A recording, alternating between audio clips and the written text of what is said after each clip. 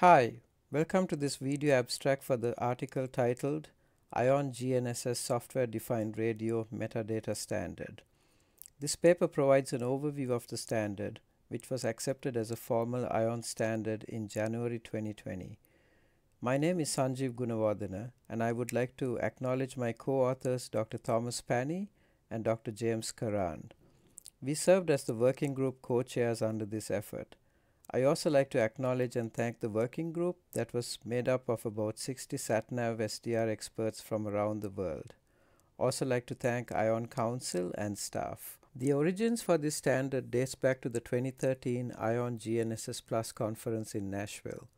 A group of us were discussing how we work with different sample data collection systems and how cumbersome and error-prone it is to express the formatting of these files when sharing the data. As shown in this figure, the usual process was to describe this format in words, but invariably some small detail would get lost in translation, resulting in a back and forth until we finally get things to work properly. We were wondering, what if the data collection system could output a metadata file along with the sample data that describes the format and other vital information that's useful for satnav applications?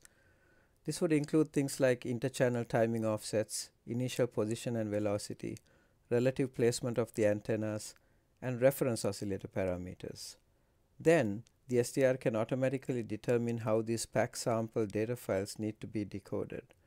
If data collection system manufacturers adopt the standard, then as shown in this diagram, the SDR processors can seamlessly consume datasets from various systems without issue. Because the world's foremost experts in satnav SDR technology are members of the Institute of Navigation, and we see each other at least once a year at the September GNSS conference, it made sense to pursue this standardization effort through ION.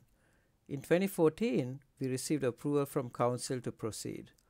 One stipulation that was made clear from the get-go was, because there are so many SDR systems out there, the standard be compatible with all of them. This meant that we needed to come up with a general way to express these formats that is machine readable. This figure shows the various data collection topologies that were considered. All of the formats we studied fall into one of these topologies or a combination of them. The machine readable expression of SDR file format is built from a collection of core metadata classes as shown here. Further details of these classes can be found in the paper. The standard compliant metadata file that is generated by the data collection system looks like this. It is basically expressing the core metadata classes according to a standardized XML schema definition. The standard has been successfully adopted in several research projects as well as in commercial SDR products. Details of these are given in the paper. All of the products associated with the standard are available in the landing page at sdr.ion.org. Here you can access all of the documentation as well as links to the GitHub repositories that house the standard document as well as the reference software. In addition, the site also contains a repository of SDR files of various formats that can be used to test your own SDR implementation. This also includes RINEX observation files, which allows you to validate your own SDR measurements.